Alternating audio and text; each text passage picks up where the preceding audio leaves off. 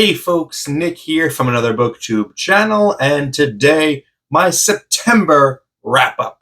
I had a pretty good month of reading in September, although I did feel like I hit a little bit of a slump right in the middle. I ended up finishing 7 books, which is a pretty decent number, albeit of varying lengths, some shorter ones that were pretty easy to get through. I also, though, which I'm really happy about, I finally caught up on some graphic novel reading because I've been really letting the graphic novels slip. I had a pile just like getting bigger and bigger, and by the end of the month I had time to read more like prose, but I made a conscious decision to say like no, I have to get through some of this pile, and I was able to get through pretty much everything that I wanted to in terms of graphic novels. Except for one, which I'm saving for next month, or this month, October. So, with that intro out of the way, recapping some of the books that I read. I don't have a lot of them on hand because I either read, I got them from the library and they've been returned, or I read them on my Kindle. The first book I'll talk about is Camp Damascus by Chuck Tingle. I have a full review up of this book, which I recommend checking out for my full thoughts. But this was, as far as I know, the first like full novel by Chuck Tingle, who normally writes very silly, niche gay erotica, like short stories. But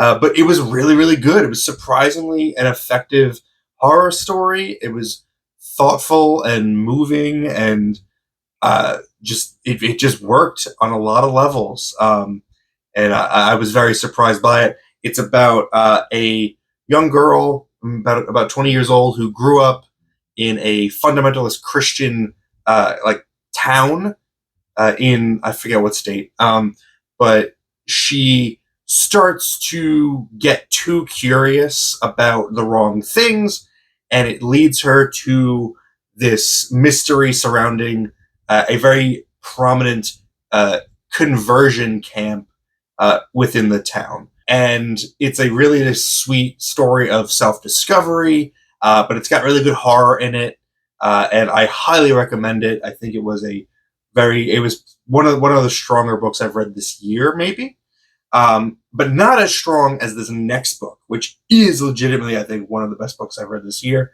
and that's Mary by Nat Cassidy. Mary, An Awakening of Terror by Nat Cassidy. This one completely blew me away. I was so impressed by this book about Mary, is the main character. She is going through, she's perimenopausal, so she's just begun that process of middle age, and in doing so, she returns to her home in, again, another like kind of small town with maybe a weird secret, and she starts to have these visions of like seeing dead people around, and she's kind of haunted by the memory of this serial killer from like 50 years ago. And I won't give away much more from there, but it's a really, really excellently written book. It's very well plotted. There's a lot of good setups and payoffs, which I will always sing the praises of in fiction. When you properly set something up and you properly pay it off, it's so satisfying. The book is filled with those. Everything falls into place. Everything happens for a reason. It just works super, super well. And even more impressive, it's a story about a middle-aged woman, but it's being written by, I believe, a less than middle-aged man. So you might have the question of like, what's he doing writing about this issue? Like, how could he really understand it? And maybe he interviewed like his mom or something, or maybe he spoke to some middle-aged women, but I feel like he nailed it. I mean, I'm not a middle-aged woman myself, so I don't know, but it felt so honest. It felt so real. I was really, really impressed by it. And I think at the end of the year, it'll be amongst my favorites that I read. Next up, I read this on my Kindle. It is Moondisk by Derek Heath. He is an indie author. I've spoken about his books several times on the channel before, and I always look forward to his new stuff. I think this is like his fourth or fifth book that he's released this year alone. They tend to be shorter, like under 150 pages, so it's conducive to that. But even still, incredible output. This book not as good, in my opinion, as his previous works, but still good stuff in it. It's kind of like um, a take on the exotic game hunting kind of plot line, which is kind of a cliche. A bunch of rich people show up to the richest man's grounds, and he's got, they're going to go hunting, for exotic animals on his land. The hook here is that the creatures are, well, I just called them creatures, a lot more exotic than they bargained for. And there's a couple really good twists in this one, but it's a little bit too short, and it's not really fleshed out enough, so it feels kind of rushed. Excuse me. But solid, maybe not as good as like Day of the Mummy by him or Dark Nights by him, but worth it. Check out, support an indie author. And the last book that I read on my Kindle that I don't have a physical copy of is Silver Nitrate by Silvia Moreno Garcia. I really enjoyed Mexican Gothic by Moreno Garcia earlier this year, and I wanted to read more by her. This is a new release, and it was good. I didn't enjoy it, I think, as much as Mexican Gothic, like nearly as much. And it should have been more up my alley because it is about film in a way, and I have that background. But it was just something that was a little too, I don't know. I didn't feel. I just never fell in love with it. I'm trying to find words for it, but that's what it comes down to. Is just I never fell in love with these characters or the situation. It's about this character Montserrat. She is a sound engineer, sound editor, sound mixer for film and TV, and her childhood best friend, whose name escapes me, who's an actor, but like kind of a washed-up soap actor. They befriend a film director that they both kind of idolized, who made horror movies when they were younger, and they discover that like he worked on this like cursed film, but it's a neat idea.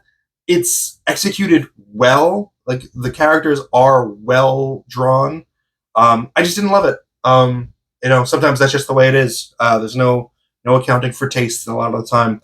But moving on to physical books, Swamp Thing by David Houston and Len Wein. This is the novelization of the 1982 movie. I made a video about this. It's one of my favorite videos I've ever made, I think, and I really want you guys to watch it, in which I review the movie, this book, and the comic book adaptation of the movie. So it's the same story in three different mediums, and just comparing which one is the best. What works good in one, what doesn't work in the other. It was a fun concept. I might try to do more stuff like that. But yeah, this was a good book. Yeah, the spoiler is that I think the book version is the best version. But watch the whole video to find out why. Next up, another book that I reviewed on the channel and I had a lot of fun making the video for, The Godfather by Mario Puzo.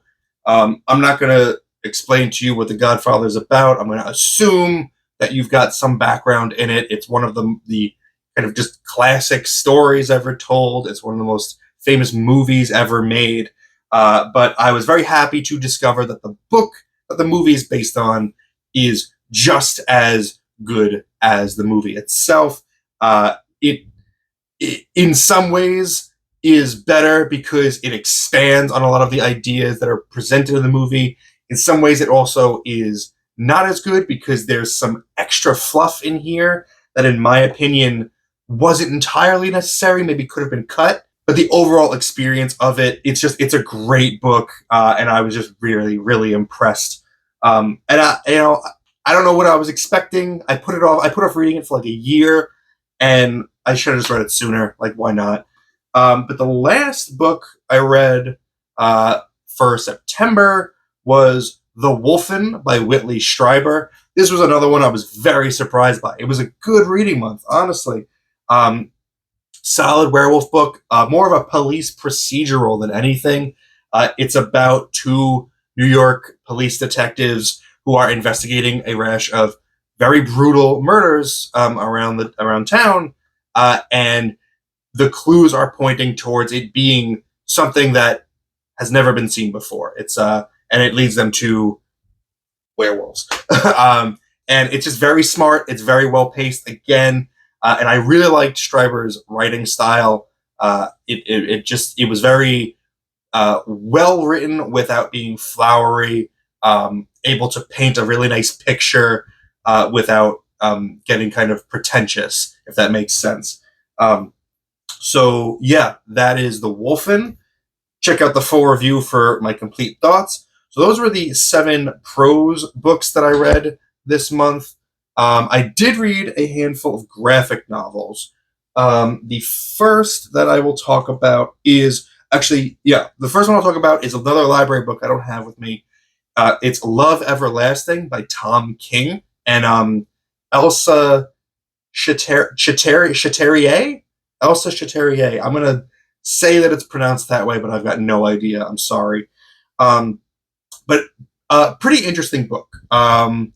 It's a romance comic book that is also kind of like a science fiction or horror comic book, because the setup is very similar to the romance comics of like the 50s and 60s, where if you don't know, romance comics were anthology titles, which basically meant that each comic book had usually 3 stories in it that were standalone, just like little romantic stories.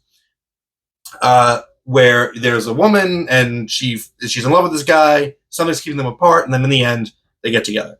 Love Everlasting begins like that, where we've got that same setup of a woman who's in love with her friend's boyfriend, but they can't be together for obvious reasons, but she starts working for him, they fall in love, yada yada, they end up together. And then the second story happens, and in the second story, it's the same girl, but it's a different scenario entirely. It's a different time period, different guy. And as that story is unfolding, she's remembering events from the first story that we read. And it's kind of like coming into and out of her memory. And then by the third story, she's completely realized, like, oh my God, I'm being forced to live in these like romance stories. And then the series becomes her trying to get out. And when she tries to escape, this mysterious like cowboy figure comes, finds her, and kills her, and begins the cycle again. So it's like Groundhog Day meets romance comics. Interesting idea. I really like the artwork in it. I think it is sometimes a little bit tedious in the way that it's written.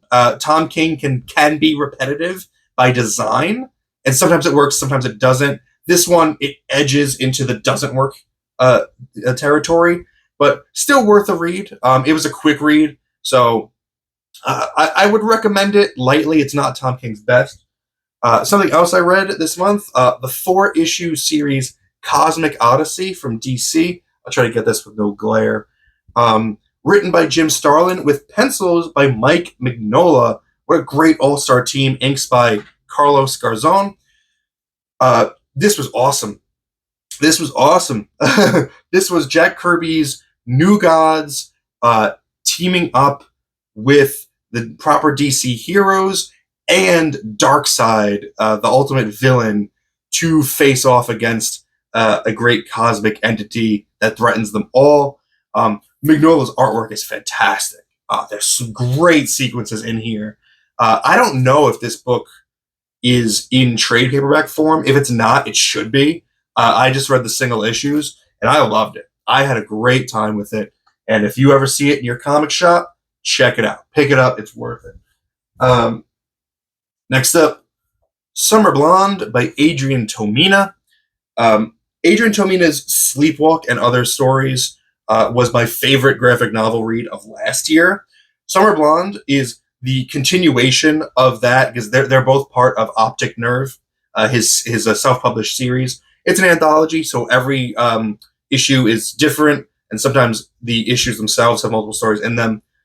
So this is 4 non-connected stories that are great. Adrian Tomina is quickly becoming one of my favorite comic book writers.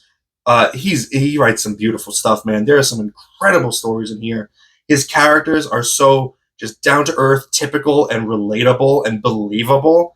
And even when their situations are a little bit off, maybe not off, but the situations that they're in aren't typical. Their reactions and their behavior within the situations are, and it's just beautiful, bittersweet comics that it's just so very different from what you expect from the comic book medium.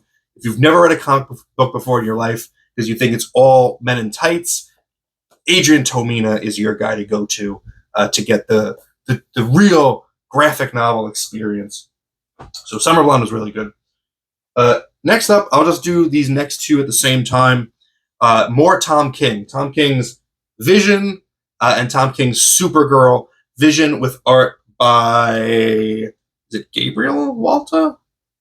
Yes, Gabriel Hernandez Walta. And Supergirl with art by Bill Quist-Evely. I read Supergirl first, and I was really impressed by it. I was not expecting to enjoy it. This is another one that borders on the tedious because there's a main character in here who her way of speaking is very verbose. She never takes the short word. She never tells a short story. It's always as many words as possible and the longest words as possible. And she's like the narrator of the series. So can get kind of annoying. But what we end up with is a very sweet, emotional story that I was not expecting, which is what Tom King always gives us. I don't know why I didn't expect it. But this is a great Supergirl story of her helping this young girl track down her father's killer across the galaxy. Just very impressive. And the artwork is beautiful by Bill Quist-Evely. But the vision, this is a masterpiece. This is incredible. I can't believe it's taken me this long to read this. This is up there with Mr. Miracle as like amongst Tom King's best works. This is outstanding. In this, the Vision basically wants to live a normal life. He moves to Virginia, gets a job at the White House, like a normal like suit and tie job, and he builds his own family. He builds a wife. He builds twin teenage kids, a son and a daughter. He even builds them a dog. And he tries so hard for them to just be normal, but they deal with prejudice in the neighborhood. And because they are artificial and they don't have life experience, they don't handle it well. And it just leads to this absolute snowball of disaster. And there's some gut-wrenching stuff in here. This is, like, I can't believe Marvel published this, because Marvel's so trashy now. Marvel stinks now. And I know this is maybe 10 years old? No, 2015, so almost 10 years old. So, I don't know, but kudos to the editor for letting this one go through. This is great. This is so good. And yeah, that wraps it up for the graphic novels I read and the books. So that's 7 books and 6 graphic novels. Yay. Next month, I don't have a specific TBR in mind. I am going to be trying to focus primarily on horror because it's October, obviously. But I'm just going to go with the flow. I'm going to start reading my Buffy the Vampire Slayer novels because I have to. I've got 22 of them there. The new Brandon Sanderson book came out, so I will be reading that one. And from there, we'll see how I feel. A graphic novel, Faust, Love of the Damned, which, hold on, it's actually right here, with a sticky note on it to cover the boob. This is by David Quinn and Tim Vigil. This is the Kickstarter edition, oversized. Perfect book for October for Halloween. So I'll be reading that this month as well. But that's it. No other hard set plans. Let me know what you read in September, what you plan to read in October. Let me know what you thought about any of the books that I read. Love to hear your opinion on it. Thank you so much for spending some time with me today. But now it's time to get back to reading.